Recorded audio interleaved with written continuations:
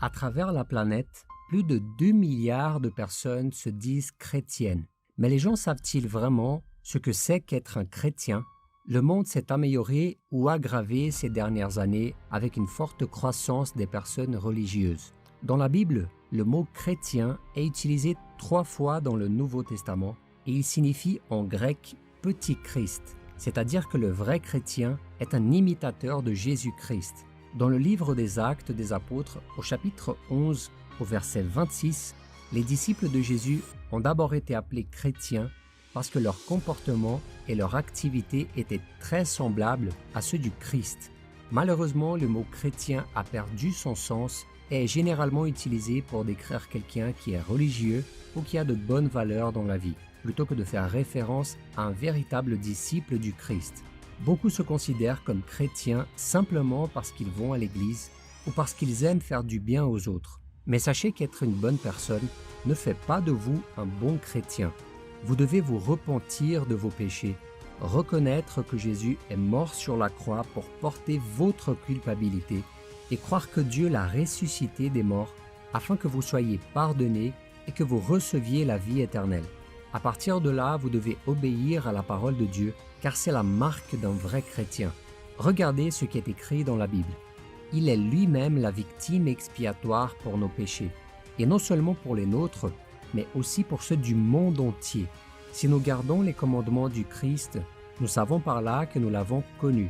Celui qui prétend l'avoir connu, alors qu'il ne garde pas ses commandements, est un menteur, et la vérité n'est pas en lui. Mais l'amour de Dieu est vraiment parfait en celui qui garde sa parole. C'est à cela que nous reconnaissons que nous sommes en lui.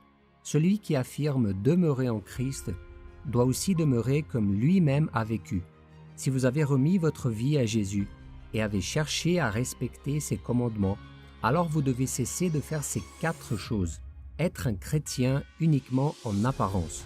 Tout d'abord, vous ne pouvez pas être un chrétien uniquement en apparence. Aller à l'église et dire Amen est très facile, mais votre foi sera mise à l'épreuve en dehors de l'église, dans vos relations avec votre famille, avec vos amis et vos voisins, avec votre patron et avec vos employés. Vous montrez que vous êtes un vrai chrétien par votre bon comportement, votre langage, vos vêtements, ce que vous regardez, lisez et ce à quoi vous participez. Car à quoi bon citer des versets, parler de l'amour de Dieu tout le temps, mais au quotidien maltraiter les gens, faire des commérages, créer des intrigues, se venger, ne pas payer ses dettes, être malhonnête au travail. Jésus a traité les gens qui agissent ainsi d'hypocrites. Regardez ce qu'il a dit. « Malheur à vous, spécialistes de la loi et pharisiens hypocrites, parce que vous ressemblez à des tombeaux blanchis qui paraissent beaux de l'extérieur et qui à l'intérieur sont pleins d'ossements de mort et de toutes sortes d'impuretés. Vous de même, de l'extérieur, vous paraissez juste aux hommes, mais à l'intérieur, vous êtes plein d'hypocrisie et d'injustice. Si nos attitudes ne correspondent pas à la foi que nous professons, il est temps de mettre de l'ordre dans notre vie pour ne pas donner un mauvais témoignage et être une pierre d'achoppement dans la vie des autres. La deuxième chose que vous devez arrêter de faire est de penser que vous êtes supérieur aux autres. Le fait que nous croyons au Fils de Dieu ne fait pas de nous des personnes meilleures que les autres. Jésus est mort pour les péchés de toute l'humanité, indépendamment de ceux qui croient ou pas, peu importe la couleur de la peau, la classe sociale et toute autre différence. Il est donc notre devoir d'aimer et de respecter toutes les personnes, même si nous ne sommes pas d'accord avec leurs attitudes. La foi et la connaissance que nous avons aujourd'hui n'ont été possibles que parce que Dieu a montré son amour et sa grâce pour nous. Au lieu de nous sentir meilleurs que les autres, nous devrions nous sentir reconnaissants et responsables de donner un bon témoignage de ce que Dieu a fait dans nos vies. Regardez ce que nous dit la Bible. « Vous qui autrefois n'étiez pas un peuple, vous êtes maintenant le peuple de Dieu. Vous qui n'aviez pas obtenu compassion, vous avez maintenant obtenu compassion. Bien-aimés, je vous encourage en tant que résidents temporaires et étrangers sur la terre à vous abstenir des désirs de votre nature propre qui font la guerre à l'âme. Ayez une bonne conduite au milieu des non-croyants afin que là même où ils vous calomnient si vous faisiez le mal, ils remarquent votre belle manière d'agir et rendent gloire à Dieu le jour où il interviendra. La troisième chose que vous devez cesser de faire est de penser qu'il vous suffit de prier pour les gens dans le besoin. Un jour, un pasteur a demandé aux membres de son église ce qu'ils pensaient que leur église pourrait faire pour aider les personnes dans le besoin qui vivaient dans la rue de leur quartier. Incroyablement, la plupart des réponses étaient qu'ils devaient prier et jeûner pour ces gens.